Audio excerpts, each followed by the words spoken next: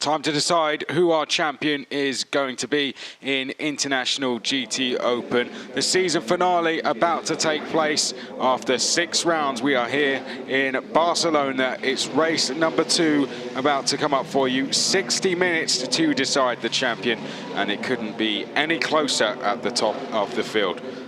My name's Chris McCarthy. Thank you very much for being with us this afternoon. Very nice afternoon here in Barcelona. And the talk has all been about that race yesterday. What a race it was. If you missed out on it, the race of the season by far. And we had a winning car from the Pro-Am class. Joe Osborne and Nick Moss took the overall victory yesterday. Marcelo Hahn and Alan Coder finishing in second place, and that very much helping their title hopes. Louis Pret and Vincent Abriel on the provisional result were third place. Some appeals may happen after the meeting. Sally Ulick and Charlie Eastwood were fourth. Reece Barr and Jens Ronno Muller were fifth place. They've qualified very well today. We'll get into that in just a second. The other title contenders, Pret and Abriel the first, Ramos Chavez were down in sixth place, their worst result of the season. Ritchie and Polican, the French pairing, were in eighth. Ninth was Kaprinsky, and Clean has not helped their title hopes at all. Given how well they qualified, it was an absolute nightmare of an end to the race for them. Stefan Ortelli and Angelo Negro were just outside of the top 10, completing the top 10, where Brendan Erebe and Ollie Milroy had a lot to the race. We had that incident between Milroy and Clean earlier. Clean going into Milroy, that sent them round. They had to get going again, but when they did get going, they would charge back through the field. Brendan Erebe would take over the lead of the race, and then he would go head-to-head with Joe Osborne for the win, the two Optimum cars. But there was a lot that happened in between then. 2 safety cars. We had TF Sport leading for the majority of the lead of the race, despite the first safety car. Charlie Eastwood managed to bring himself in a big gap, handed over to Sally Ulick, and it was that second safety car which all kicked off proceedings. After that, it was a real fight to the line. Lots going on. We had our 2 championship rivals colliding up at turn 12, side-by-side contacts between those two, and everyone just trying to get up the grid as much as they can. It was a typical last round race, really, but one that I will certainly remember for a while. It was real fantastic to watch. Look forward to seeing it back, actually. And it means that in the title fight, after drop scores, Pret and Abriel lead on 110 points. Ramos and Chavez are second on 108 points. Ulick and Eastwood are on 95 points. That is how the table looked. There was an appeal, but we are going off the results as they are. So Abriel and Pret lead on 110, Ramos Chavez 108, Ulick Eastwood 95. Now, what does that mean in the championship? Well, if Ramos and Chavez win this race and Pret and Abriel finish in second, then Ramos and Chavez will win in the McLaren by 1 point. If Ramos and Chavez finish second in the race in the 59 McLaren, and there you can see it in picture, and Pret and Abriel in the number 17 Ferrari finish third, then Pret and Abriel will win on countback. Essentially, if Ramos and Chavez in that 59 McLaren don't win, then they will need to beat Pret and Abriel by at least 2 positions. And there is the 17 Ferrari in the lead of the championship on countback. Couldn't be much closer at the front of the field. Now, Chavez and Ramos, as much as that bad result affected them yesterday, they dropped that score, but what it has done for them is it means they only have a handicap of 65 seconds, whereas Pret and Abriel in frame have 80 seconds. So they're going into this race with a 15-second head start. So it was the first pole for Louis Pret in GT3. What a time to do it. If he finishes in the top 2, he will become champion. Starting alongside him, his debut in a GT3 car, his first race in over a year, but Reece Barr, 19 years old, has put the Honda NSX Evo in its debut outing on the front row of the grid. He will not score any points nor block any, so that is something to keep in mind. Chavez, well, he needs to win, as I said, or beat the number 17 Ferrari by 2 places. There's Miguel Ramos, could become a champion for the second time and the most successful driver in history in this championship if he wins today. stars of the show. Yesterday was the number 72 McLaren, Joe Osborne, taking his first overall win alongside Nick Moss.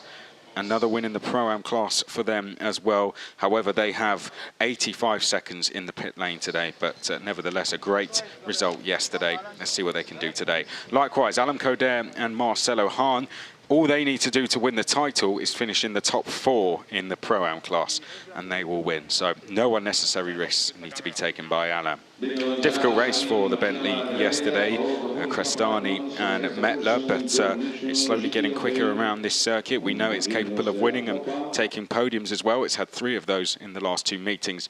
Let's see if they can add another to end the season. This car, to stand any chance in winning the title, needs to win the race and hope it all goes wrong for the other 2. But Ulick and Eastwood, they've got a big race coming up in Bahrain in just a couple of weeks' time. So a good result here will give them a confidence boost going into that. Number 7, Erib and Milroy. Brendan putting a stunning performance yesterday, fighting for the lead for a huge amount of the race. And in the end, a spin was all that cost him a podium. An overall podium, that is, as well. Here's this number 61, second in the Le Mans 24 Hour back in 1997, Jerome Polican. Good to see him out. The Acura ASP team manager of that team, likes to come and have a play in this championship. Here's Patrick Koprinski. He needs to win the Pro-Am class to stand a chance of winning the title. If he does that, he has to hope Marcelo Hahn finishes 5th. Patrick Koprinski getting better and better all the time. There's Stefan Ortelli leaning into the car. Angelo Negro inside it. Angelo Negro will be hoping for a clean race today. They featured quite well at times yesterday. Let's see how they go today. Now, this was the car that caused a lot of the controversy, actually, due to the fact that it spun twice, bringing out safety cars. Mott Rostan and Claude Yves Gosselin will be hoping to just bring it back in one piece and stay out of everyone's way today. Aldo Vestante, your champion in GT Cup Open Europe. Had a chat with him yesterday, very happy to have wrapped up that title, but said it's not been easy and this race won't be today. Rafael Villanueva goes into this race with a 20-second head start on Aldo Vestante, so he will hope to take advantage of that. He just has to stay within 20 seconds to come out in the lead after the pit stops. Home race for Daniel Diaz Varela and that Paporo Catalan-based team. He starts 3rd in the GT Cup Open Europe class, rounding up the field. Didn't make it to the line yesterday, but young Albert Estragas in the Trans Am Euro car will be hoping to show similar pace to what he did back at Hungary earlier this season. There's the grid. We're all lined up. We're almost ready to go. It's a calm start at this stage, but very shortly we are going to be charging down towards turn number 1, and it will be every man for himself at that stage. Drivers expecting a chaotic race in this one. We've got title fights in 2 classes, so we've got drivers who will be prepared to take risks. Let's go back and look back at what happened yesterday. I don't know how they've managed to squeeze this into a highlights package, but let's find out how they've done it. So it was the TF Sport car, Aston Martin, that led us down towards turn number 1. Ferrari slightly there in second place, one of the title contenders, Ferrari moving up the field. This was the number 72 making a position on the Bentley. Slowly it would make his way up to the front of the grid. This was when the first safety car was brought out, as the Lamborghini was beached into the gravel. Afterwards, the Aston Martin would lead, but Ulick would slowly be swamped. That was the Ferrari going down the inside of the chicane. This was when Brendan Erib was then fighting with his teammate, Joe Osborne. Sadly, he would have an off at turn number 1 in the latter stages of the race, and that was the Ferrari going through to take 3rd place. More moves being made at turn 1 there. You could see the stranded Brendan Erib, but as much as it was disappointment for Optimum Motorsport on that front, it was success for them, taking their first overall win since Red Bull Ring last year. And Aldo Vestante came across the line to crown himself champion of GT Cup Open Europe. Cars are off. We are almost ready to go racing here in Barcelona. Okay, here we go then. This is the grid for the season finale. Are you ready for this one? Your leaders by 2 points are on the front row. Pole position, Louis Pret. Young Reece Barr alongside him in second. 2 points behind the pole sitters. Enrique Chavez sits in second place. Joe Osborne will start from 4th. Row number 3, it's Alam Coder and Fabrizio Crestani. McLaren versus Bentley on that row row number 4, we have the Aston Martin of Sally Ulick, who needs nothing less than a win today. Brendan Erie will start from row 4. Let's see if he can get his elbows out like he did yesterday. Jerome Polican will be on row number 5 with Patrick Krapinski, who needs nothing less than a win in the Pro-Am class. Angelo Legro and Mark Rostam will be on row number 6. Let's hope there's no problems for that Lamborghini today. Aldo Vestante, now champion, will want to end the season with a win though. Rafael Villanueva looking to stop him. He starts from row number 7. Row number 8, Daniel Diaz Varela on home soil. Let's see if he can have a nice win here. Albert Estragas, likewise, the Spaniard on row 8. So we know the situation now in terms of the championship. The ones to watch, the 17 Ferrari and the 59 McLaren, both starting on the inside of the grid.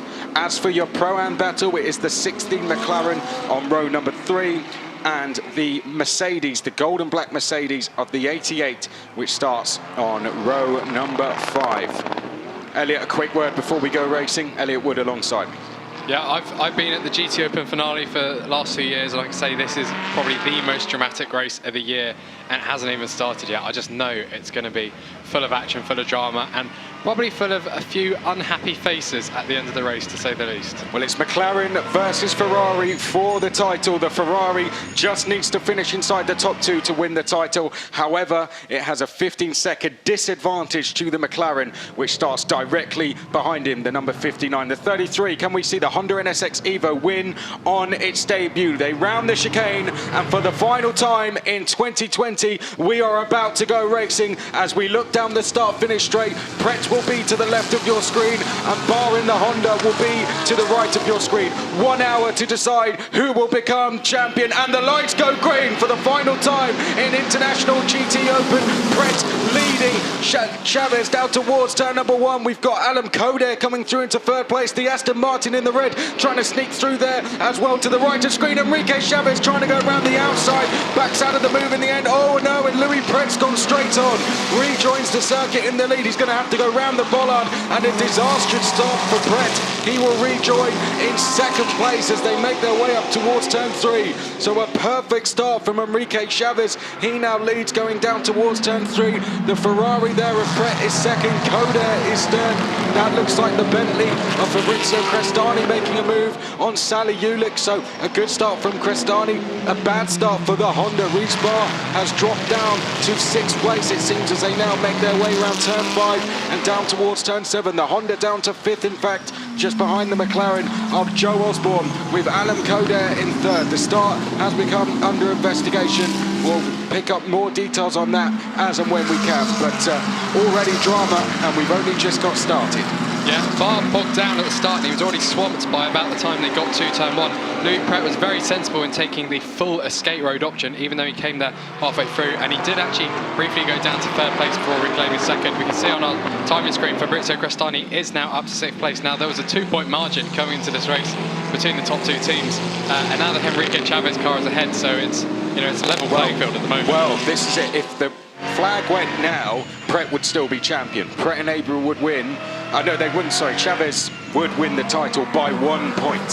That is the situation. So, at the moment, Ramos and Chavez have taken the lead of the championship back, but that lead is only 1 point. And as well as that, they also have a 15-second advantage when it comes to handicaps in the pit stops as well. So, this is a very bad start for Pret. They really need to be leading this race and leading it by some margin. Behind, we've got Coder in 3rd, Osborne is 4th, Barr is 5th place, Crestani is 6th, and Ulick is 7th place. We wait to see who's going to become a champion. We've got a long race ahead of us. The pit stops will start in 21 minutes and 40 seconds. That's when the driver swaps will happen. There we can see Coder versus Osborne, our winners yesterday. This to fight for 3rd and the lead in the Pro-Am class. Yep, and we've also got a battle in the GT Cup Open Europe. This is also their final race this season. Aldo Festante has already wrapped up the title, but he's only 9 tenths ahead of Daniel Diaz-Varela. He's got the whole field basically swarming behind him on this first 2 laps. Through turn 7, this now for the 2nd time, and good stuff this from Chavez. Has himself in the lead of the race, and he's already building a gap. He's putting the pressure on Pret here. Here's Sally Ulick, he's in 7th place, so where he started, he's got the Bentley just ahead of him of Fabrizio Crestani. But Sally Ulick trying to get himself up the order. It's to fight for the lead in the Pro-Am class that we are watching, though. The number 16 car, which looks set to become champion of that class, is leading the way. Alan Coder versus Joe Osborne, two of the pro drivers in both of those teams. Reese Barr is fifth, beginning to settle down now in that Honda NSX Evo. Then we have Crestani, Ulick, Kaprinski, E-Reeb is 9th, Polican 10th, then it's Negro, Rostam, and then we get to the lead of our GT Cup Open Europe battle. And Joe Osborne has been given a reprimand due to breaking the formation before the start. Now that is because the drivers have to be aligned as they cross the line and they're given the green flag. There's already a 1.529 second advantage between Henrique Chavez and Louis Prat. Henrique Chavez has just set the fastest lap by over half a second quicker than anyone else. Chavez absolutely flying. He was very frustrated in qualifying, was delayed on his flying laps. That meant he finished third in qualifying, but already he's got himself into the lead, and I can imagine the reactions down there at Teo Martin Motorsport would have been big. Miguel Ramos could become the most successful driver in this championship and be a champion for the second time if they wrap up the title today. But trying to stop them will be Pret and Abril. If Chavez wins, Pret and Abril cannot do anything to stop them from winning the title, essentially. It's as simple as that. If Chavez and Ramos win, they become champions. If they don't win, they need to beat Pret and Abril by at least 2 places. So far, so good here for Chavez. He's doing a brilliant job out front. 1.8 seconds ahead of Louis Pret. And Louis Pret just trying his best to limit any damage here, as Chavez, you can see, is fired up for this one. This is the battle between Aldo Vestante and Daniel Diaz, between Daniel Diaz Varela and Rafael Villanueva. Sorry, that's a change in positions that we have just seen, with Diaz Varela going into second place in GT Cup Open Europe.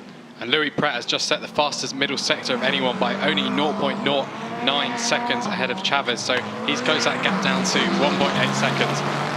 Already a big battle, and here's a replay of the start. So let's have a look at exactly what happened then between our 2 title contenders. Pret's leading, Chavez is second. Pret heavily defending. Chavez is going to pull over to the right-hand side. Chavez was thinking about going around the outside, seen that Pret was running wide, backed out of it, and Pret had to go all the way around the escape road there. A sensible decision there to take the full escape route, and that would give the lead to Chavez. Here we ride on board with the Aston Martin, I think this might be. This is Sally Ulick. Oh, and contact there. That was with Reese Barr. There we can see in the red, that's Sally Ulick. And as Reese Barr turns in, there was contact there just off screen. And that was the reaction down at Teo Martin Motorsport. Miguel Ramos to the right of picture, though, sat there calm as ever. Oh, no. And Angelo Negro's been turned around by Mark Rostan. He will not be pleased with that at all. So a collision out on track. And Angelo Negro, the one who has been turned round. Now, there was that reprimand for Joe Osborne. That won't mean a penalty. It's just a warning as he comes round turn number 9.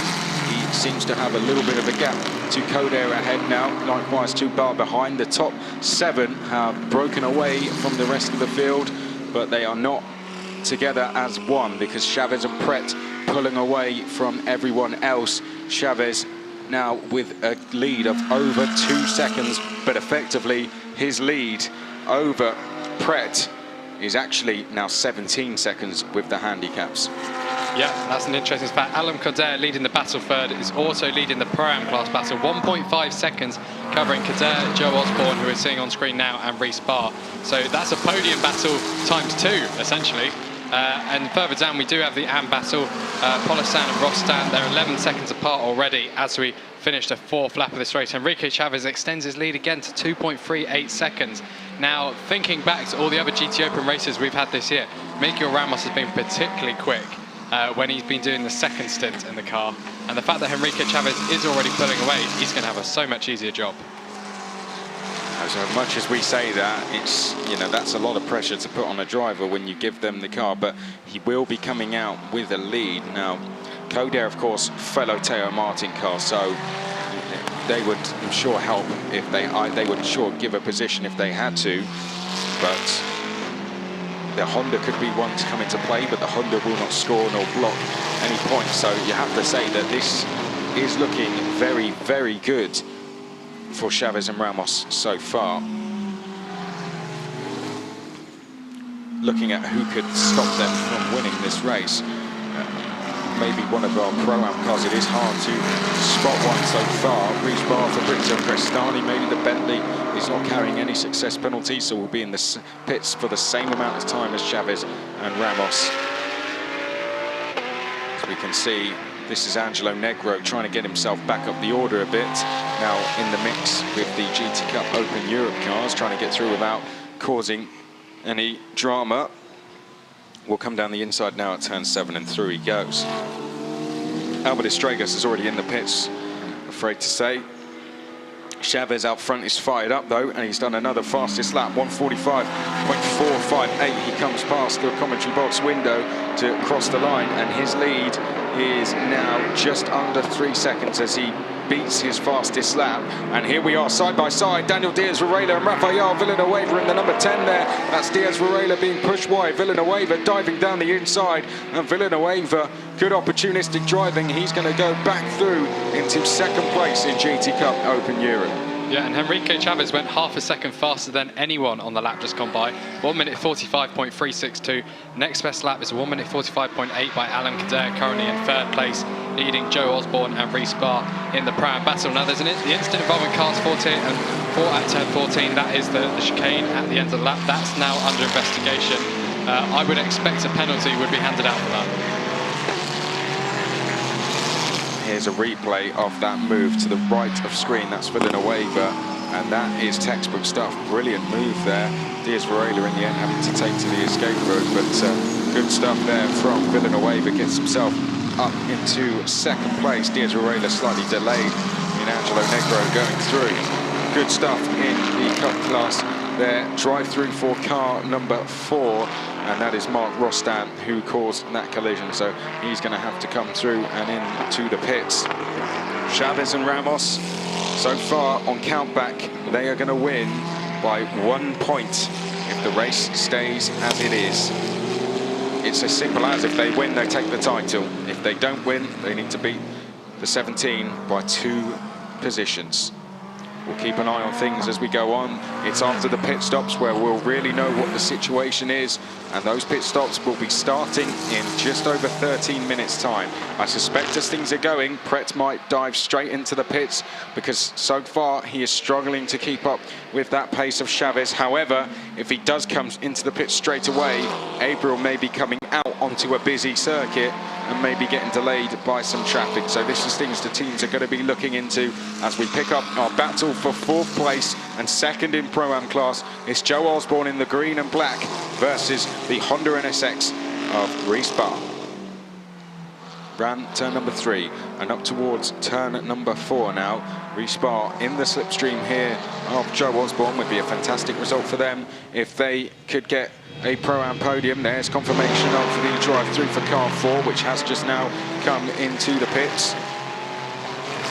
And they investigated the pass between the 2 GT Cup Open Europe drivers, Rafael Villanueva, Daniel Diaz-Varela, and they've decided no further action was required after Diaz-Varela kind of went over the curbing and into the almost the artwork on the exit of that corner. So those positions are made because of the Ferrari that got spanned down the order. That's actually given Aldo Crestante a huge lead in the GT Cup Open Europe classification. Not like he needs one, because he's quick enough without a big lead anyway. But he is, in terms of pit stops, he has to stay in the pits for 115 seconds. Villanueva only has to stay in for 95 seconds. Currently, Villanueva is 8.7 seconds back from Crestante, which means in handicaps applied, he's actually 12 seconds ahead.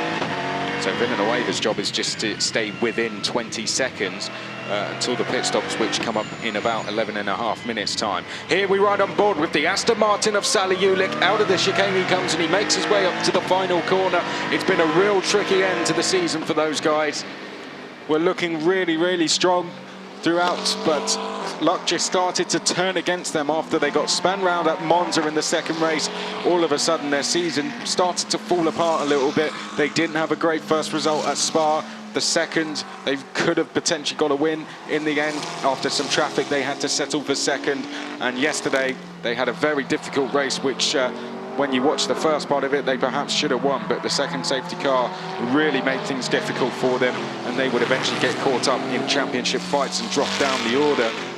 But before that second race at Monza, they'd had 5 podiums and they'd had 2 wins. A shame for them, but they will have a chance, if they don't become champions today, to crown themselves champions in Bahrain in a couple of weeks' time.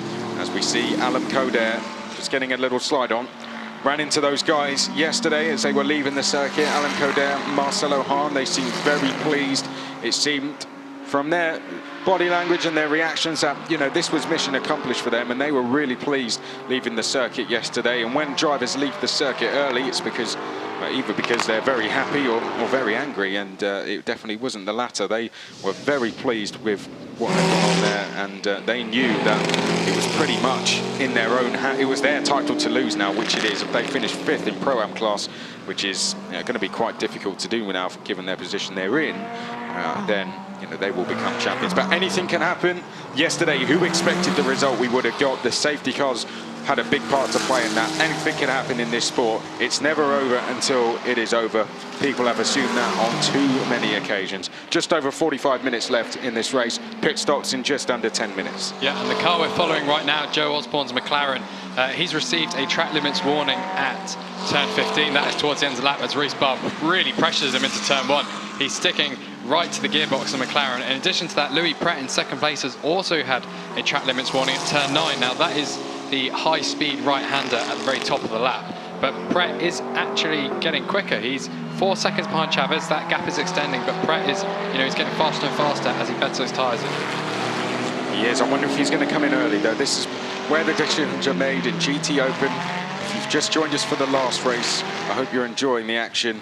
Here's a slow-mo of Joe Osborne. You can see just how hard he's pushing that, getting very loose coming through the chicane there. Feeling the pressure from Reece Barr a little bit, perhaps. But one thing, we get to the pit stops, we'll have the first drivers come in straight away, particularly in the Pro-Am class. If we've got the AM drivers out, they'll come straight into the pits. And if the Pro drivers are out, they'll leave it until the last second before they dive in to the pits. In the Pro class, it really depends on the strategy that they have applied. I'd say someone like Sally Hewlett will probably come in, given where they started the race. They'll want to come in, and then Charlie will take over. We'll know what he has to do as we look to be on board with Sally Hewlett. Uphill he climbs, riding on board with the Turkish driver. Has made history once this year.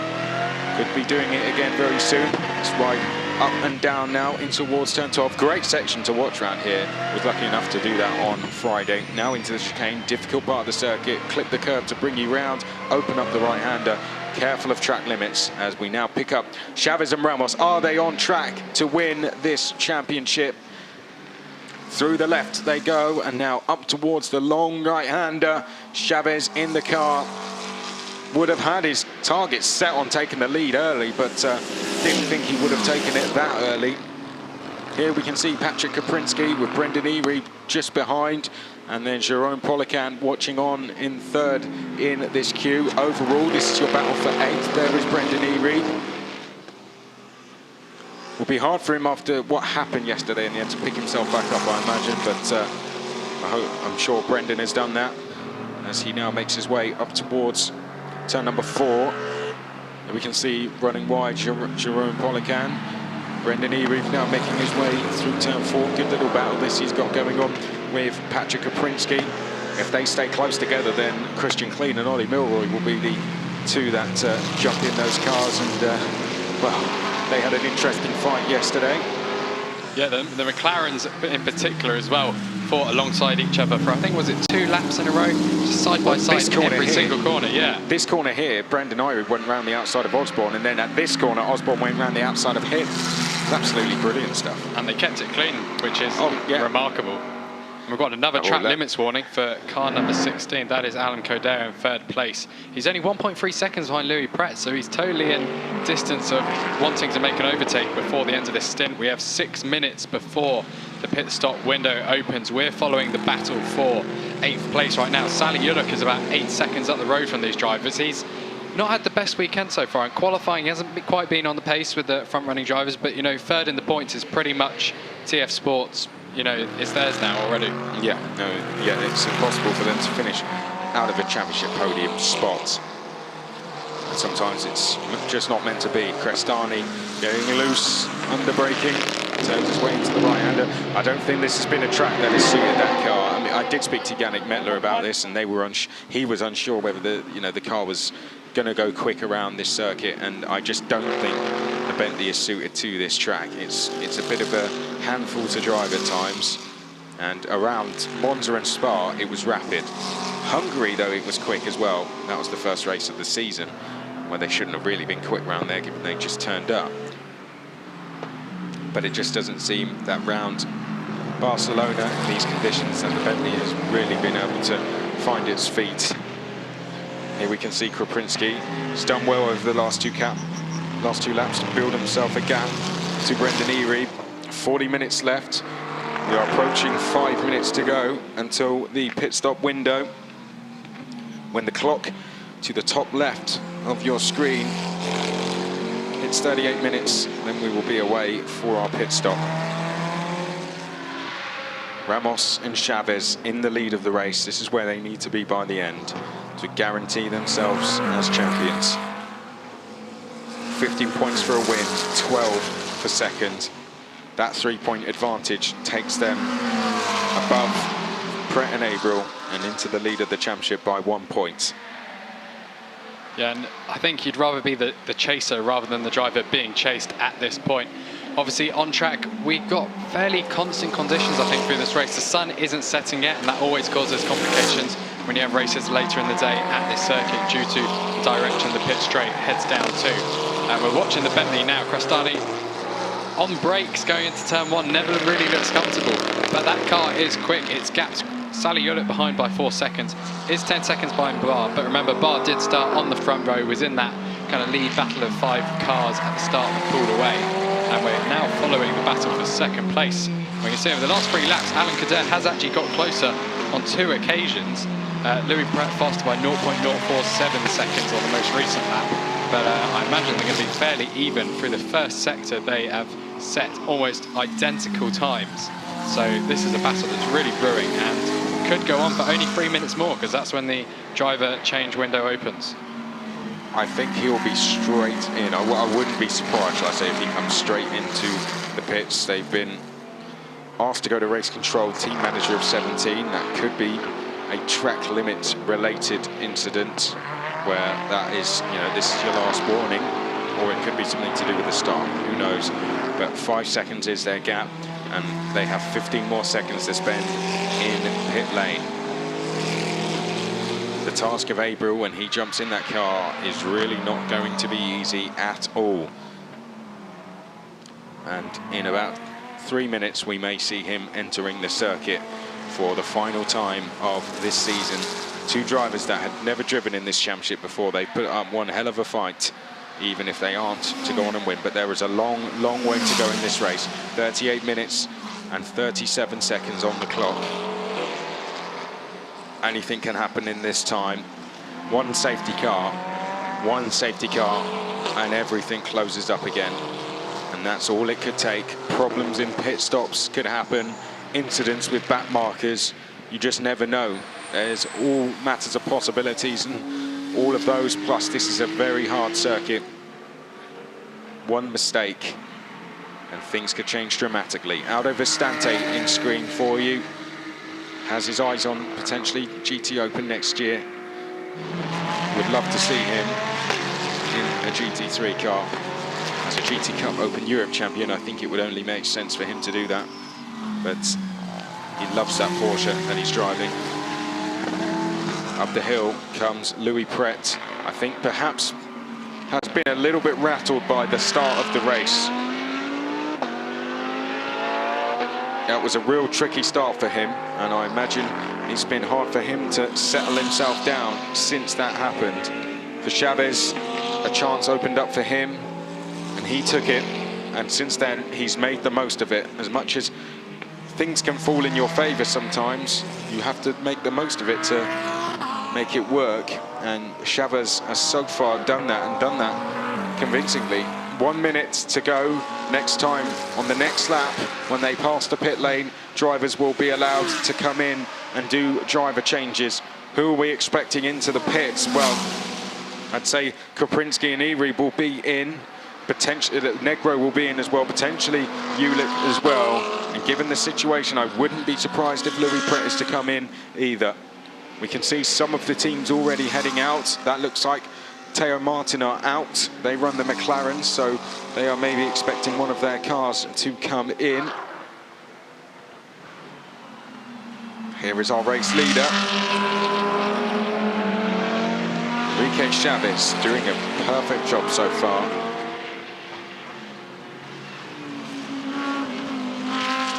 In towards turn number 5. We are almost at half race distance, and the pit lane is about to open. That looks like Miguel Ramos is getting ready to jump into that car.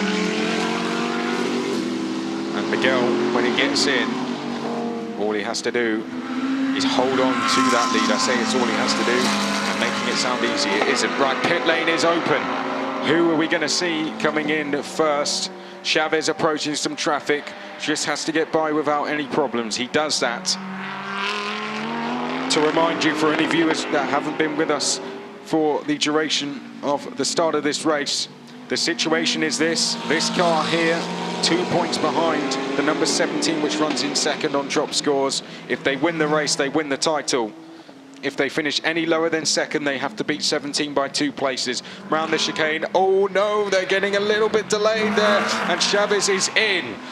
Right, leaders and provisional championship leaders come into the pits, and we see them going past. Ramos is getting ready. Miguel Ramos could become the most successful driver if he wins today, and as well as that, he could become champion for the second time and add to his 2015 title, where he won here to take that title. 65-second handicap compared to the 80 seconds for the number 17. Here comes that number 17, so they will lose another 15 seconds to the championship leaders as they come into the pits. Vincent Abriel will jump into the car. He knows now what he has to do. Yannick Mettler is going to jump in the Bentley. There you can see it. Fabrizio Crestani is out of that car. We also have the Aston Martin in. Eastwood is going to jump in that. Christian Kleen will be in JP Motorsports McLaren. Ollie Milroy will jump in the McLaren, taking over from Brendan Eri. Manuel Cerqueda will be jumping in for Daniel Diaz Varela. It is a very busy pit lane down there, isn't it? Aldo Vistante is yet to come in. The number 4 Lamborghini is in as well. Albert Estregas is sadly out of this race, it appears. The drivers that have stayed out are Alan Coder, Joe Osborne and Reese Barr, and Jerome Polican has stayed out as well. Angelo Negro yet to come in, Aldo Vistante and Rafael Villanueva. But there is Miguel Ramos. Can it be a historic day for him? He now leaves pit lane, and once the pit stops are over, he will be in the lead of this race. Here's the drivers who need to beat the 16 by 4 places to become champions.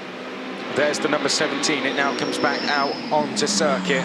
Vincent Abriel is going to have a fairly empty track ahead of him, and he can waste no time. Oh, we're having a battle already. Straight out the pit lane. Charlie Eastwood does not want to mess around in that Aston Martin. The red Aston Martin trying to get past the Bentley as they now round turn number 3. Up towards turn number 4. Charlie Eastwood putting the pressure on Yannick Mettler straight away. Yannick Mettler not budging so far, but Charlie Eastwood will not want to waste any time here. Yannick, no slouch though. This could be a good battle over the first few laps of this second phase of the race as we come through turn 5.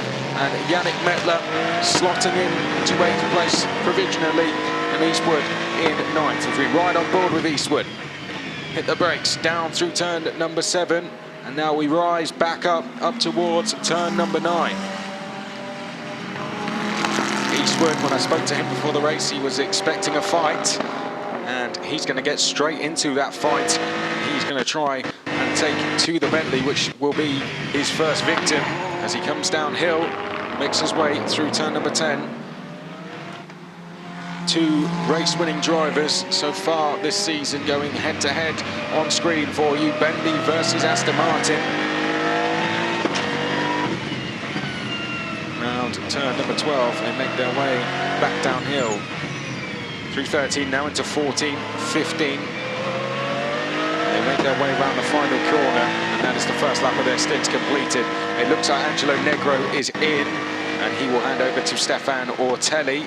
Stefan Ortelli jumping in that car, but Coder, Osborne and Barr stayed out. We need to pick up what the gap is now between Ramos and between the drivers in chase of Abreu. Yeah, Vincent Abreu has set the fastest second and third sectors on his outlap, so he's definitely closed in. And remember, we did actually see the leading McLaren get compromised on his pit entry, so I imagine this gap's going to be a lot closer as they align themselves after this pit stop sequence is complete. That's when we will know. Once the pit stops are complete, then we will know exactly what the score is. While we are waiting for that to happen, we're going to be treated to this great battle between the Bentley and the Aston Martin, Mettler versus Eastwood.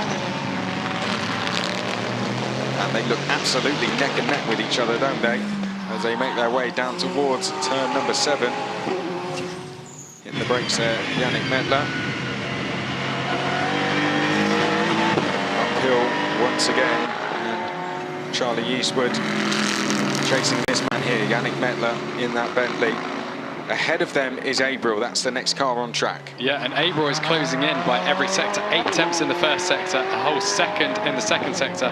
Now he had to serve 15 seconds more in the pits, and there's now only a 17.28 second gap between them. So take out the pit stop handicap, and there is 2.8 seconds, or 2.2 seconds, probably going to be under 2 seconds by the end of this lap. Right, between the two. Let's find out the gap between Ramos and Abreu when they come across the line next time, and let's see what lap times they're doing as Eastwood trying to pressurise the Bentley, can't quite get through. Right, there goes Abreu across the line. He's done the fastest lap of the race. Vincent Abreu a 1:44.322, and he is over 2 seconds quicker than Miguel Ramos. So over 2 seconds quicker, and he is 16.7 seconds back. 30 minutes on the clock, the chase has begun. Can Abreu catch Ramos? If he catches him, it will be a straight head-to-head for the title. Meanwhile, Yannick Mettler and Charlie Eastwood fight with each other here. Yannick Mettler is trying to keep Eastwood at bay. He's now started to defend. Oh, Eastwood trying to get through, can't quite find a way through at turn number 4. Will he be able to find a gap down at turn number 5? Yannick Mettler feeling the pressure once more here and having to just get on the defensive a little bit there. Eastwood can't get through so far. Ahead of them, the 2 championship rivals. On the clock, we have 5 minutes and 20 seconds until the pit stop window closes. And we are still awaiting the top 4 to come into the pits. And in GT Cup Open Europe, Rafael Villanueva yet to come in. Yeah, and our top 2 cars are actually covered by only half a second. Alan Cadet leads Joe Osborne by 0.545. I'm not sure they're going to come in this time round because, you know, they've got over a minute in hand over the drivers, and Charlie Eastwood is trying to almost get alongside the Bentley there. You can't really do that at turn 10 nor turn 11, but they'll give him an ample opportunity to try and have a go at the chicane. We can see them out of our commentary box window, and you can see on screen the onboard from Charlie Eastwood getting ever so close. He's going to think about diving down the inside, and he thinks better of it, coming through the final 2 corners now. 1:45.9 for Miguel Ramos that time, a 1:44.5, 1.4 seconds quicker. Abreu now 15.4 seconds back with 28 minutes on the clock as the Bentley and Aston Martin make their way down the start-finish straight. Mettler leading Eastwood, and Eastwood still unable to find a way through. As Elliot says, the top 2 are split by 0.6 of a second now. Alan Coder versus Joe Osborne. It wouldn't be... I'm sure Joe Osborne and Alan Cadet will probably just follow each other around here. They're both very capable drivers, and they've only got 4 minutes until they're going to come into the pits and hand over to their teammates as Eastwood once again trying to force a mistake here from Mettler, but Mettler is doing everything required of him to keep Eastwood at bay. Eastwood trying to sell the dummy into turn 5, can't quite do it. Can't get the switch back either. Good defensive line taken from Yannick Mettler there as he keeps Eastwood at bay. Great racing this. I'm sure they're both going to be really enjoying this, knowing the pair of them now. I mean, getting to know the both of them quite well. They'll be loving this, I have to say that, as they now come through turn number 9. And looking down at pit lane, Jerome Pollicand is in. Mauro Ricci will now take over in that car. And you have to wonder, they want to end the season on a high. All this battling is costing them 1 to 2 seconds per lap to Vincent Abreu up ahead. Obviously, Abreu is running around a second quicker than Miguel Ramos, who is the leading pro-class runner. But these two drivers clearly are capable of winning the race, and he's almost, I think he has actually just touched the rear of the Bentley of Yannick Mettler there. Charlie Eastwood coming into the final chicane now. Is he going to attempt the same move he looked at doing last time? Covered he off. Isn't, yeah. But by backing out through this corner, it's going to give him a better run exiting the final corner and onto the pit straight. There was 2 tenths separating them as they crossed the line on the previous lap. We're going to see it as they go past the start-finish line this time, and it's 0.286 seconds again. The Bentley has the legs down the straight though, and so far that's just enough to not for Yannick Mettler to not feel the need to defend. So Eastwood unable to get through. The gap update between Ramos and Abreu is now 14.2 seconds. It was over 18 seconds when they exited the pits around 4 or 5 minutes ago, and it's already down by 5 seconds. Miguel Ramos has been getting quicker and quicker with every lap, but Abreu has been under 1 minute and 45 seconds as Eastwood dives down the inside at turn number 5. Yannick Mettler now giving him the room, and Yannick Mettler running slightly wide. He was given the room by Eastwood, but Eastwood is now through and into 6th place. Yeah, I think you call that a racing incident. Joe Osborne has stayed out, but first and third, that was Reece Barr and Alan Cadet. They have pitted, and we've now got the number 15 coming in as well. Rafael Villanueva. So Joe Osborne leads the race now by almost a minute from Miguel Ramos, who's only got 13 point, actually, it's going down 13.8 seconds to Vincent Abreu in the pro class battle, and what we'd expect to be the overall lead battle in this race. So we have Alan Codet in, he's handed over to Marcelo Hahn. Joe Osborne will be in shortly. Here's a look at the move, and just a good move there. Eastwood saw the opportunity to go through. Yannick Mettler gave him the space, and through he went. I'm not sure if that was Yannick Mettler just opened the door for him there. It almost seemed like Yannick Mettler led him through there. Either that or it was just Yannick Mettler ran wide, but Eastwood is now through, and he is now to 6th place and already has a substantial, that'd be unfair. He has a bit of a gap, few car lengths. Here is the Honda. This is now Jens Renault Moller and Marcelo Hahn, who looks set to take the Pro-Am title behind him. And he's actually jumped the McLaren in the pits as the Honda, so great pit work by that team. They'll be probably fighting for 3rd overall now. We haven't seen the Bentley come through yet, so oh no, we're now seeing the gap. So 53 seconds between Osborne and Ramos, 13.2 between Ramos and Abreu. That's getting down by a second per lap with 24 minutes to go. Joe Osborne's now in the pits. He's going to hand over to Nick Moss. So we can forget about that lead gap. The lead battle now is essentially 13.2 seconds. Marcelo Hahn 6 tenths behind Jens Renault Moller. Charlie Eastwood 5.3 seconds back. So the Aston Martin has lost out to them during the pit stop phase, but he has put 1.8 seconds over Yannick Mettler since overtaking him just a lap ago. Well, it has to be said, the 16 was carrying 5 seconds more handicap, so that's where the change between those two has come. So that's why the Honda is now ahead. It was carrying a 70-second, whereas a 65 for the Honda. So that was the swap. But Hahn, I don't think he'll really be too bothered about getting that 33 back. Let's have a gap update between Ramos and Abreu. It's now 12.2 seconds, 12.7, sorry. And Miguel Ramos is about to take the lead of the race. Moss is about to come out of the pits in the number 72. When he does, he will not be in the lead. Ramos has gone through and past the start-finish line, and Abreu has gone through as well. So here is Miguel Ramos. He's now back in the lead of the race. Abreu in 2nd place. There to the far left of your screen, you'll see the green and black Honda. Nick Moss now in that. He makes his way through, and when we have him back out on track, we'll do a full update as standard procedure and tell you exactly where we are in this race with just under 23 minutes remaining. Moss now rejoins the circuit, and it looks like he's come out behind. Let's have a look as he comes now through the left. He was certainly behind Yannick Mettler.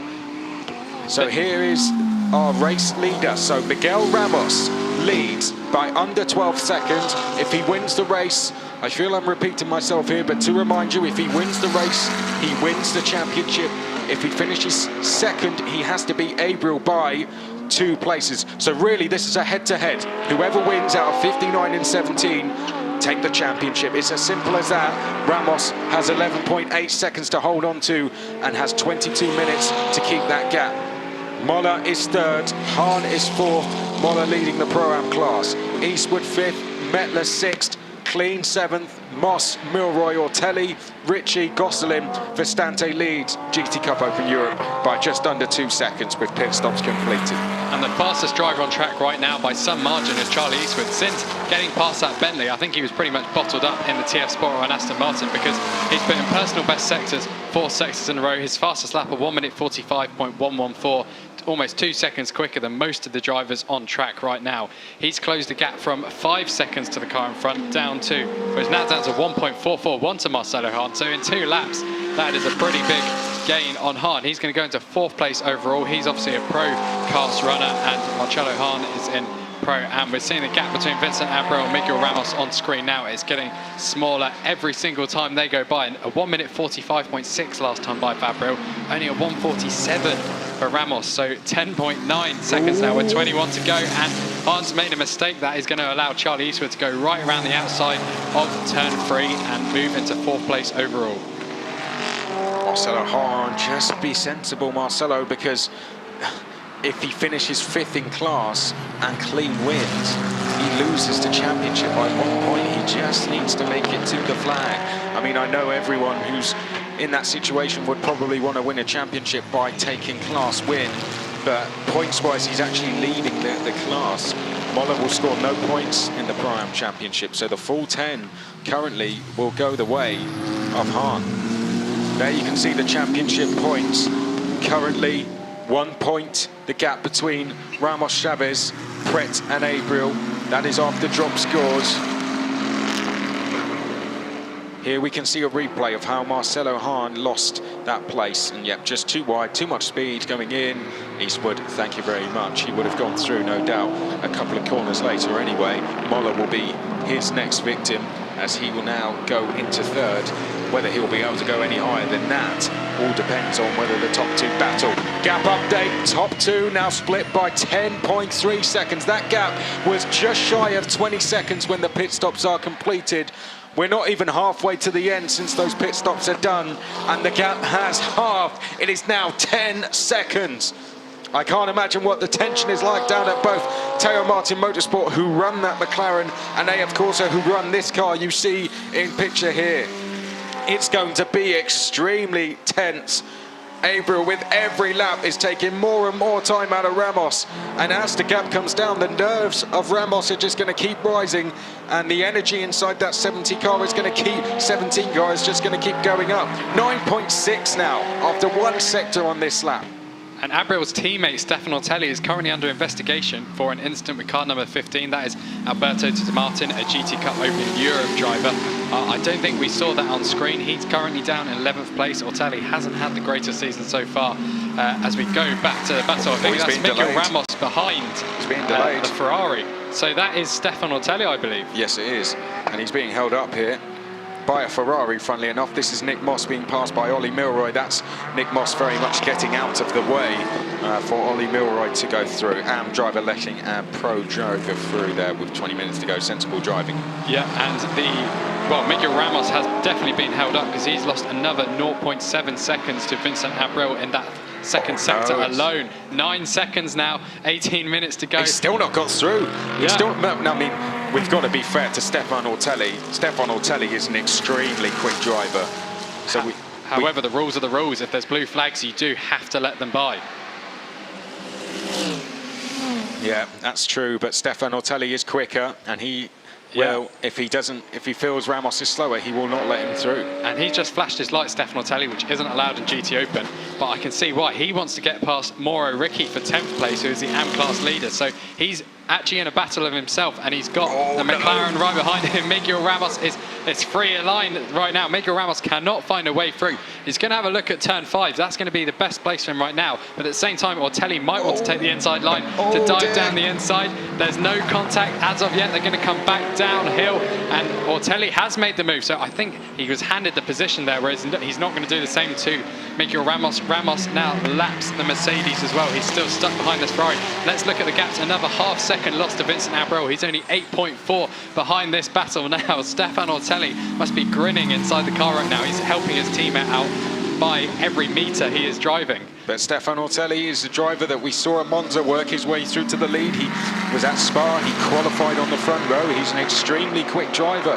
Ramos knows that himself. And Abril is absolutely flying meantime. Oh, and a slightly, ever so slightly defensive line there from Stefan Ortelli. But Ramos, you know, he's not all over the back of him here. As you can see, Stefan Ortelli in the Ferrari. This is the McLaren of Ramos. He's actually pulling a little bit of a gap here. The gap is now 7.5 seconds between our two championship rivals. Whoever finishes ahead between the two wins the championship. It's as simple as that. Currently, Ramos has the title by 1 point, but if he loses the lead, he loses the title and his chance to become the most successful driver in International GT Open history. And Aldo Festante did a good job there, letting both of them by. However, he did then cut across the final chicane, so that could lock him up. In fact, we got blue flags for car 48, so that's Stefan Ortelli still. Ortelli's been given that for 2 laps now. At this very circuit last year, we had the exact same problem. Tom Onslow Cole was in a battle of his own. I think he was fighting for 5th place, and he was being lapped by the leading drivers, but he was lapping quicker than them every single lap. And the stewards didn't know whether to issue a penalty or not. So we look at the lap time of Ortelli, a 1:47.930. Miguel Ramos, a 1:48.192. So Ortelli is faster than Ramos on merit right now. There's Enrique Chavez. He's not going to be very happy with what he's seeing, that's for sure. But look, Stefan Ortelli is pulling away. Ramos, if anything here, I would say... Second place. He's got 2-second penalty. Vincent Abril, 2-second time penalty for not completing their pit stop handicap time. Well, that is big. That means Abril has to now pass Ramos and beat him by 2 seconds.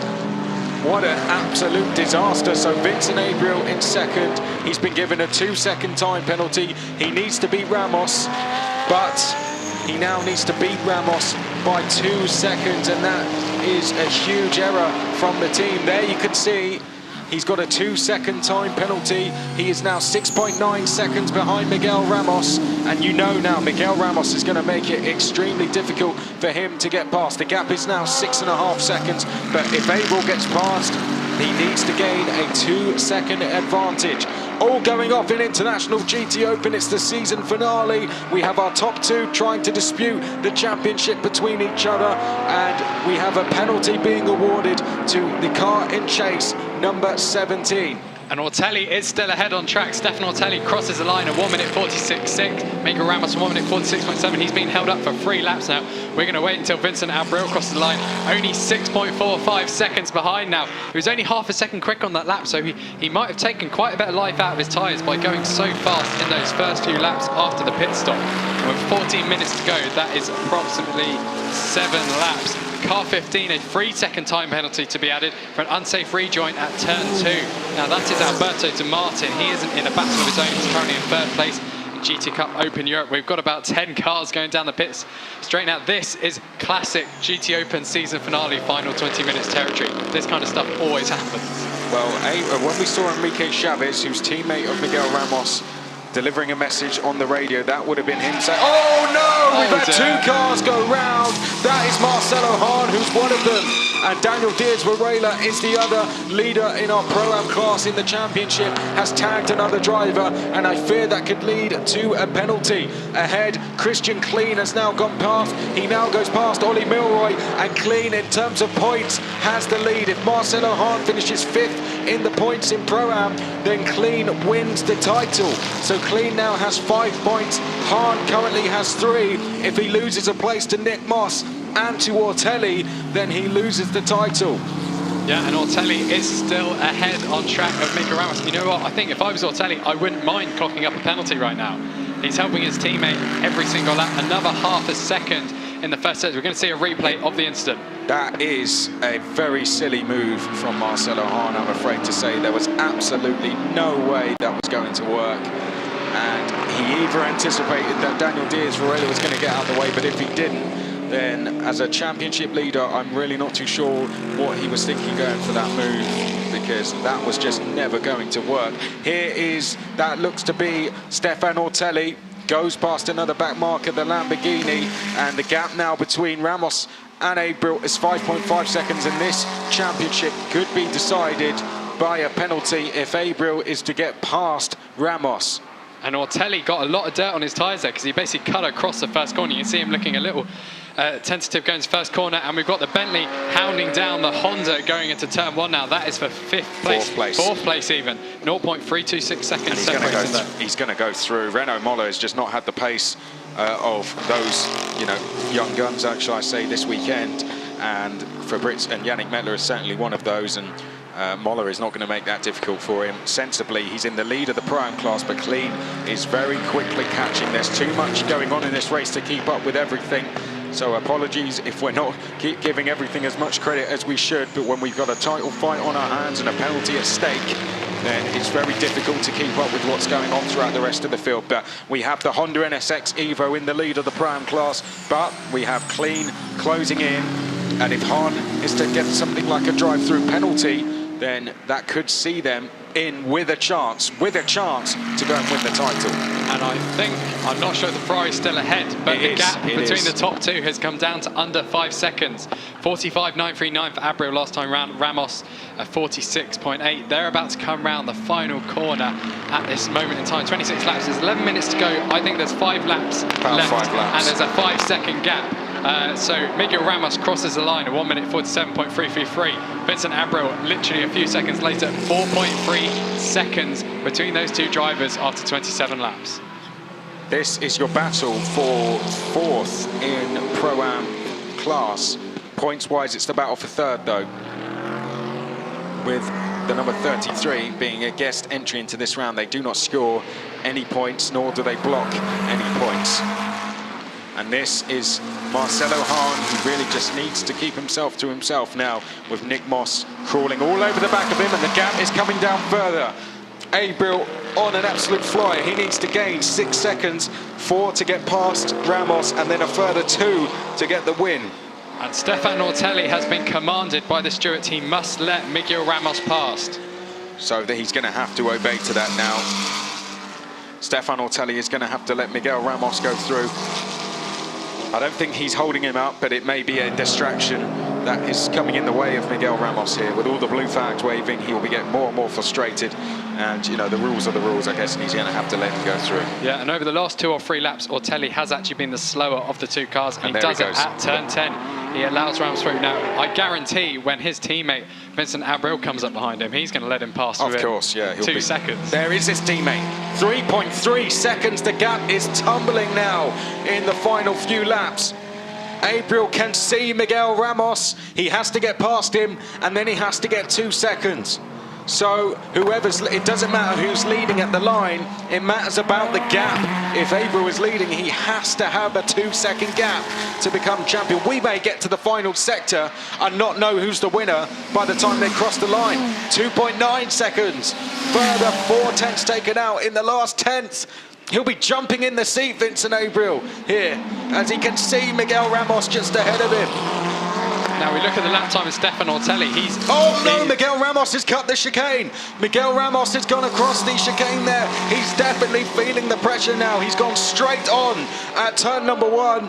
And Miguel Ramos, will that be something that's looked into, Elliot? I imagine it will be, and we're about to see a replay. He goes a little too deep. It looks like there is definitely dirt on the entry to the corner, but he takes the full escape. No, he doesn't take the full escape road. He doesn't. So that is definitely going to be investigated. I'm not sure if there's going to be a penalty. You can see Enrique Chavez is nervous about that. 10 spaces. He's nervous about that. Miguel Ramos, he got a bit scared there and just planted that throttle, and that's extended. That's not brought the gap down as much as it perhaps could have been. Oh, and there's gravel there through turn number 7. And that almost caught Ramos out, and Stefan Ortelli weaving behind. He's trying to distract Ramos here. This has actually worked better out for the AF Corsa team. Here's Abril warning Ortelli, I'm coming. And Ortelli, he can see he's filling the mirrors of Ramos. Under braking, he's going in the mirrors, and that's going to be distracting Ramos. Very nervous in that car. And Ramos is now under investigation for rejoining turn 2 before the bollard. Now, in previous occasions, we've seen a 2-second penalty applied for that. There's a 2-second penalty for Vincent Abril at the moment, so it could become all even. Now, these cars don't have any lap traffic ahead of them, so Miguel Ramos isn't going to be held up, but he went very slowly through that final chicane there. They're about to complete the 29th lap of this race. Well, let's see what Ramos's lap time is. He crosses the line. It's a 1 minute 47.172. Vincent Abreu, a 1 minute 46.209. 1.976 seconds between these two cars. There's 7 minutes 20 left of this race. It's a 1 minute 45 lap. We could get 3 or 4 laps into this action-packed full of drama. Well, there could be, there could be a penalty. I did sit in the driver's briefing, and I'm glad I did now, because they did say that, they do show the bollards. Here is a look at something else we've had. That's the Honda running wide. Renault Moller, he's going to let Clean go through, and Milroy's going to go round the outside. Sadly, any chances of a podium have just disappeared there for Renault Moller, as both Milroy goes through, Christian Clean likewise. They appear to be working together here as we hit the brakes for turn number 5. Without any penalties for Ramos, Abreu still needs to get through. Stefan Ortelli in the Ferrari pulls out of the way. Abreu goes through. The next car ahead of him is his championship rival, Miguel Ramos, who will be defending like crazy. Warning flag for car 59. I'd say that means no penalty. Yeah, I think so too. Unless he's done it again, but we didn't see that, so it's fairly safe. Now, however, Vincent Abreu does have a 2-second penalty in the car behind, and he needs to finish at least 2 seconds ahead if he wants to win the title against Miguel Ramos. He's taken 4 tenths out of it. There's the AF Corsa, guys.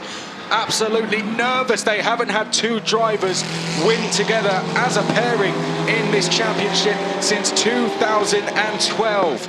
Miguel Ramos last won this championship in 2015. And we follow Ramos through the final chicane. Miguel Ramos is only 1 second ahead of Vincent Abreu now. They're going to come down the pit straight. He's within slipstream distance. He could be making an overtake soon. He crosses the line at 1:47.2, and it's a 1:46.0. 0.8 seconds has gone below a second. Vincent Abreu is only 8 tenths behind with 5 minutes to go. So 5 minutes, I think 3 laps maximum. Vincent Abreu is going to have to make a move early because he needs that 2-second lead if he wants to get ahead. There's still all the dirt that his teammate Stefan Ortelli left at turn 1. So he won't be wanting to make an overtake there because he'll just skate out wide if he's braking late on that pit. There's no traction where there's grit and dirt on the track. Charlie Eastwood's actually been closing in on these guys every single lap. He's now only 10 seconds behind. He's not going to be close enough in these final few minutes, but the title battle is playing out on our screen. It's also the lead battle for the final race of this very special season. Head-to-head between Ramos and Abreu. We're at turn 5. Abreu needs to get by quickly. Then he needs to build a 2-second gap. For Ramos, he can defend, make that task very difficult for Abreu. Even if he lets him through, all he needs to do is stay within 2 seconds, but he certainly won't do that, and he's going to be very, very nervous inside that car. A lot of pressure on the shoulders of Miguel Ramos. Likewise for Vincent Abreu. They make their way down to turn 10. Are we going to see a lunge from the number 17 car? He's going to go for it. Abreu down the inside, but he can't get the car stopped in time. He runs out wide, and Abreu is going to lose the championship with that one move. I fear that could be it. Ramos has got a gap now, and I think Abreu too much too soon, and he now is going to have too much of a gap. And Ortelli deliberately slowed down. He didn't want to overtake his teammate there to add misery to that. They still don't have any lap traffic ahead of them, so this is a clear track, a clear battle. Miguel Ramos was only 2 tenths ahead. Well, he's 3 tenths ahead on the last sector. Let's see what his gap is as he crosses the line. First time he's probably extended the gap the whole race. 1 second, it's back up to 1 second again. We haven't seen a gap this big in 2 laps now, and we haven't seen him extend this gap since about lap 4 of this race when Henrique Chavez was in the car. I don't think he's, that anything can happen. One mistake from Ramos and things could change. And you can see Ramos a little bit loose out of turn number 2 there. But I just think that Abreu... And we've got a huge battle for 4th place at the moment. Yannick Mettler, Christian Klein, and I think the Honda is ahead of them. Mettler crosses the line, is 0.6 seconds ahead of Christian Klein, who is pretty much coming alongside him down the pit straight. Here we go then. It's not over until it's over. And Abreu, even if they win and they don't win by 2 seconds, they could always investigate, they could always appeal that penalty, but usually those penalties are unappealable. Here's a replay of the move before we come to that battle for 4th place, and just see, in the end, straight on. And in the end, it was avoiding contact as much as it was a failed move. Yeah, and down the pit straight, Nick Moss overtook Marcelo Hahn for 8th place, but I think Hahn stayed late on the brakes into turn 1. We didn't see who came out on top in that battle. We can see Teo Martin reacting. They are very happy that their man is back ahead. Of course, not so much. We've got battles at first, we've got battles at fourth, we've got battles at 8th place. At the moment, we're watching Marcelo Hartzer. He was overtaken by Nick Moss. Moss up to 8th place and now 4th in the Pro-Am class. Now he's closing in on Jens Renault Moller. So here we are, side by side for the lead of the race. Sorry, we're side by side in towards the chicane. Ramos defending in the number 59. Abril has to get by and has to get by quickly to gain that 2-second advantage as he now rounds the final corner. Ramos just has to keep him at bay, and even if he can't, he just has to stay within 2 seconds. We've got 2 more laps remaining in this race as we go across the line. Tensed up here. Ramos is going to have to defend slightly. He now pulls back over to the outside of the circuit. He cannot afford any mistakes. He's made a mistake here once already. He ran over the chicane, so if he does that again, he will be reprimanded, but he's tight through turn 3, and Abril could get the switch back as they now come through turn 3. Oh, there was almost contact between the pair there. We've got a back marker pulling over to the left-hand side. Abril pulling over to the right there. Is Miguel Ramos going to run wide? I fear that he might have done. No, he's able to hold on. Abril has to get by. He has to do it on this lap. Then he has to try and build 2 seconds. Oh, no! He's tagged Ramos! He's tagged Ramos! He's going to go into the lead, and Ramos is beached! Ramos is beached in the gravel, and Abril's going to go through into the lead of the race, and Ramos could be out of this race, and he is. And he is. Well, this is going to put potentially Eastwood into the lead. If there is a penalty for Abril and Eastwood takes the lead, he could still win the championship if both of those are not to finish the race. Safety car on standby, so Eastwood could close in. The battle for 4th, we didn't see. Here's a replay of the move. It was never going to work. Covering the inside line, never and he also still goes. But he spins. He keeps on spinning the rears, and that's what gets him stuck in the gravel. He could have. A sad end to the season for these guys. But Yannick Mettler in 4th place, and it's a safety car we've just had announced. He was 3 tenths ahead of Christian Klein as they crossed the line. Klein went for a move to turn 1, and actually we've just seen an overtake at the top of the track. I think that might have been Charlie Eastwood lapping one of the cars. Now the safety car is officially out. That might come under investigation unless he couldn't see any flags being waved up at turn 12. Now, there's drama. This will be the final lap, so the race will finish under the safety car. We have confirmations of the final lap. 6.9 seconds between Abril and Eastwood. Incident involving our top 2 cars. Well, was our top 2, Vincent Abril and Miguel Ramos, is under investigation, but it will be do so after the race. So we're going to finish this race and still not know the resolution. Let me tell you the situation. Under the provisional result, with Ramos out of the race. Here's a look at the replay. He's tried to sell the dummy, Abril, thinking Ramos is going to go for the racing line. Ramos anticipated the move. He's defended, and Abril was committed, fully committed. And unfortunately, Ramos has gone into the gravel. The frustration was clear in Teo Martin Motorsport. However, with Ramos now out of the points and Eastwood taking the win potentially, because there's surely going to be a penalty going the way of Abril, Eastwood will take the full 15 points, meaning he will finish ahead of Enrique Chavez and Ramos in this championship. He will be tied on points with Abril, but if Abril is excluded from this race, then they will be tied on points, and I think with investigations that could be the championship potentially for the TF Sport team. It will be investigated after the race. We'll have to call it as we see it for now, and the provisional champions will be Abril and Pret. But post-race, that could be potentially a title going the way of TF Sport in very dramatic circumstances. Unbelievable, Jeff. Ramos and Chavez now, that is the championship over for them. I think they are going to lose out. They're going to lose a place to potentially Ulick and Eastwood here. Shall we run through the order on the final lap? We've got Vincent Abril leading, Charlie Eastwood, TF Sport in 2nd, Yannick Mettler in the team Lazarus Bentley in 3rd, Christian Klein in the Mercedes in 4th, Ollie Milroy, the top McLaren finisher, and 2nd in Pro-Am in 5th, Jens Renault Moller in the new Honda entering this race, Nick Moss in 7th, and Ortelli's just dropped down a spot. Here's another look at the incident once again. How did you see it? That was... Ramos was already going to the inside, and both of them were... I think if he got out of the gravel, it might have been a bit different because it's a race-ending crash. Stewards might look at it differently. It was just a move that was never ever going to work. Unfortunately, it was a, it was a do-or-die move, and it was the latter that happened. Unfortunately, and Ramos is the innocent victim in that he appears to have... Now, I'm not sure if you complete over 90% race distance, you can be a Class 5 finisher, because he's got going again. The car has actually got going again, but he will still be out of the point.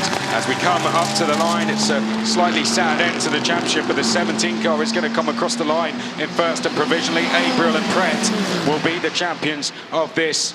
But that is going to be, as they come across the line, they come across the line there, the number 17, and I'm sure there will be investigations going on for quite a long time post-race. Shall I jump down to the podium and try and get the reaction from the drivers? I think you should.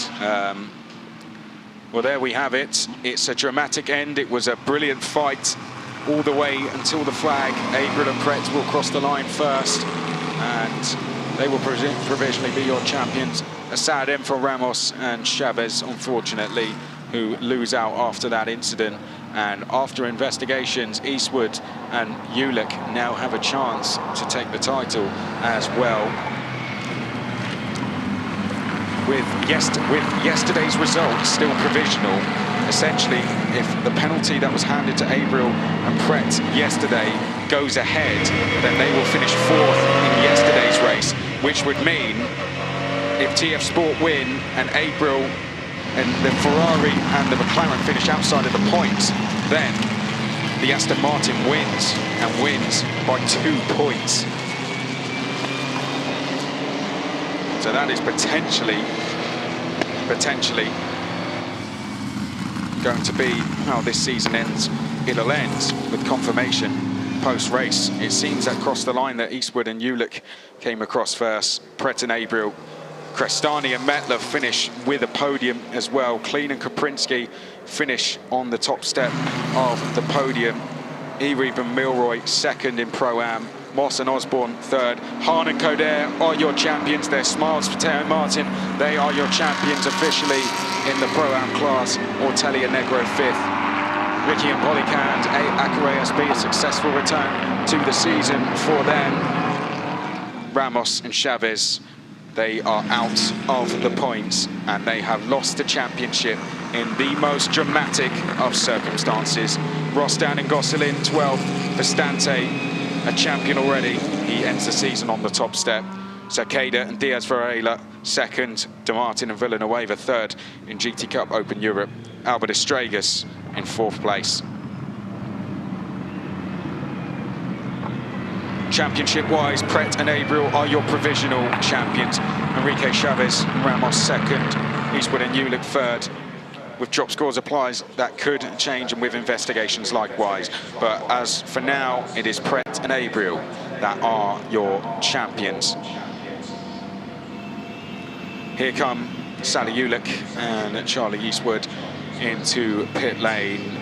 They needed things to all go their way. You can see we have confirmation of 17 and 59, but there is a chance, depending on how big and how severe the penalty is for Abriel and Pret, there is a chance that that car that you see on your screen could be the champions, depending on how yesterday's race is confirmed with investigations going after the meeting and how the situations go here. Hugs from Pret and Abriel, and we will, I'm sure, hear from them shortly. Although they crossed the line second, they did win the race. They are your winners in the final round, and for now they are your champions. And Eastwood and Ulick, very happy with that as well. Second for them, that's a brilliant result, isn't it? Metler and Crestani on the podium, and for them that will be their 4th of the season and their 4th in 3 rounds.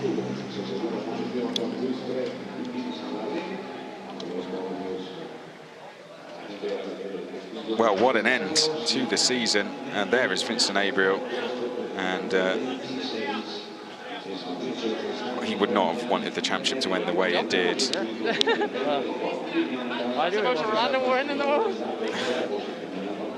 Yeah. Well, they came across the line first. But here we go. Your top 3 then: Yannick Metler and Fabrizio Crestani. 3rd place, 4 in the last 3 meetings. Abraham Leclerc classified in second place after that incident. And it was indeed the most random win in the world, as Charlie Eastwood said. Your winners, somehow, Sally Ulick and Charlie Eastwood. What a crazy way to end the season. Let's go and hear. I think we're going to go and hear from our winners very, very shortly. Sally Ulick and Charlie Eastwood just preparing to be interviewed now. You might see in the red race suit, Sally Ulick. It's a very, very strange end to the race, isn't it? A dramatic championship, a dramatic end to the season, and an end to the season that won't officially be ended till after. But let's go to Ulick and Eastwood interview. Sally, you look, Charlie Eastwood, quite a thrilling finale for the season, but all good for you. You win one more race. Sally, how was it in first part? Yeah, I had a bit of a lonely race, really. I thought I made up some space in the first at the start, but then, I mean, we got a bit of tangling with a few cars in the first corner, so lost those positions back, and from there it was a lonely race for me. And yeah, and then Charlie got in and did some nice overtaking moves, and with a bit of luck as well, we won. Happy. And Charlie, of course, quite some action at the end. Yeah, it was with the changeover in Pro Am. I seemed to pass. It felt like every car on the grid at some point, and yeah, obviously there was a massive championship battle up ahead, and we knew all we could do was try and finish the season with a win, and we did. So yeah, quite a confusing end to it, but as long as we're at the top step. Thank you. Well done. Thank you.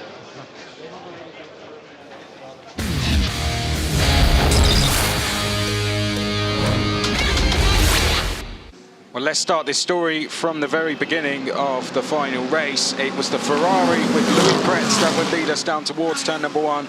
They in a fierce battle in a winner-takes-all scenario with Enrique Chavez. Enrique Chavez would pull to the right of screen. Louis Pretz getting a little bit wrong under braking. He would be forced to run straight on, and Enrique Chavez would go through and help himself to the race lead. It seemed Alan Coder in the second McLaren could take second place, but in the end, Pretz would hold on.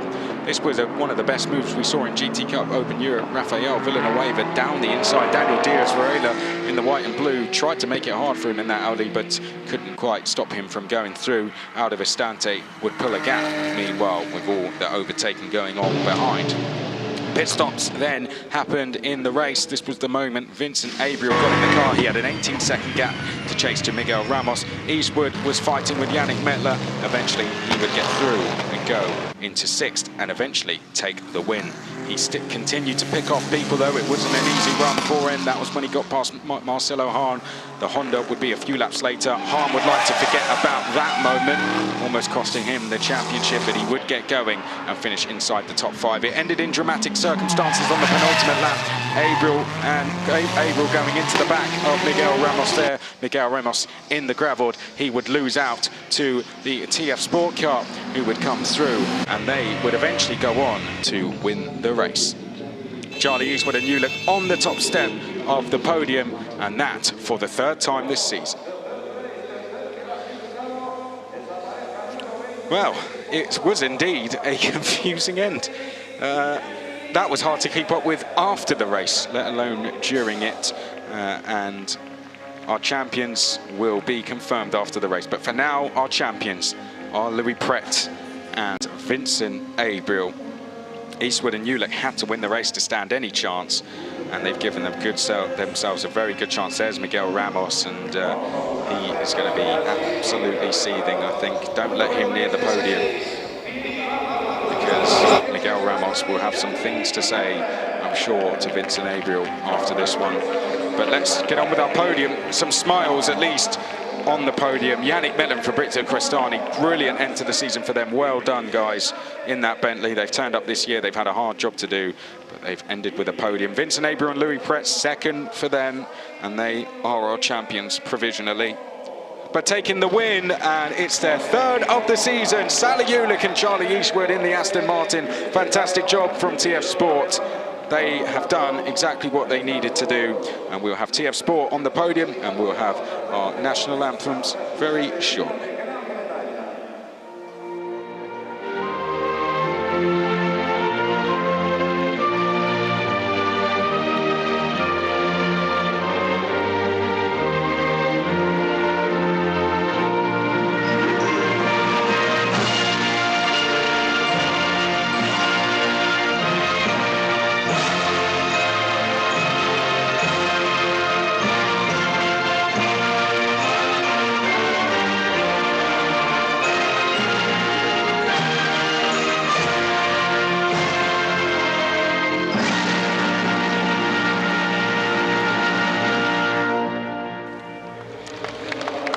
There we have it, national anthem of Great Britain for the TF Sport team. And your podium in the middle of picture, Charlie Eastwood and Sally Ulick. To the left-hand side of our screen, Abriel and Pret. And to the right, Yannick Mettler and Fabrizio Crestani.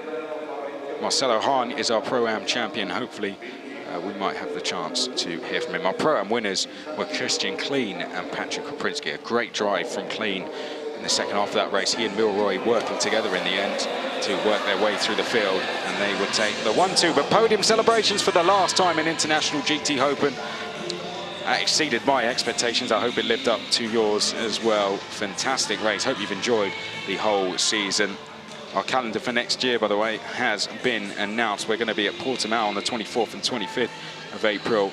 After that, we'll be going to Paul Ricard, Spa, Hungaroring, Red Bull Ring, Monza. We'll be back here on the 16th, 17th of Catalonia to go to Catalonia. So let's go through your top three then in the Pro-Am class. They did hold on to a podium spot. Renaud Moller and Reece Barr managed to get through and take third place. Ollie Milroy and Brendan Erebe matching their best result of the season. They take second in class. A great drive from Milroy in the second half of that race to get through the field.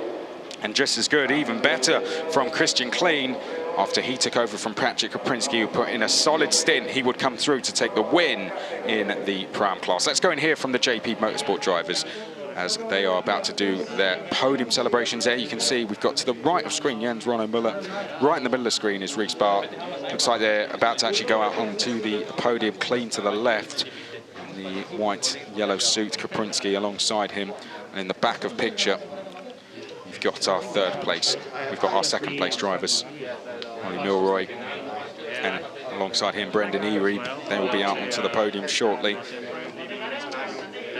Our last podium of the season for Pro-Am. Our champion sadly won't be out on there. Marcelo Hahn taking the title. But let's get our third place drivers out. What a performance, eh? They took the Honda NSX Evo to third place on the podium finish in their first race. Reece Barr's first race as a GT3 driver, his first in over a year. And he, alongside Jens, gets himself on the podium position. Brilliant stuff from those guys. Likewise as well for Ollie Milroy and Brendan Erebe after the misfortunes of yesterday ended in dramatic circumstances. And well done to those guys. They get themselves onto the podium. Well done to them. They are to the left-hand side of picture.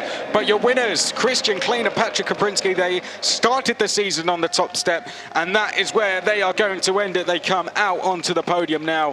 Fantastic driving. That their fourth Pro-Am win of the season. JP Motorsport will be out on the podium as well. Brilliant stuff from Christian and Patrick. Trophies in the air then for the last time in 2020. It's been a great battle in Pro-Am, I have to say. Real fierce battle to watch. But that is it for International GT Open until the 24th and 25th of April. Hope you've enjoyed the racing. Thanks to everyone who has made this season happen. We've done it in 3 months' time, despite all the circumstances we've had to deal with. I'm sure next year it's going to be even better. Join us at Portimao on the 24th and 25th of April. Keep safe, everyone. Until then, it's goodbye.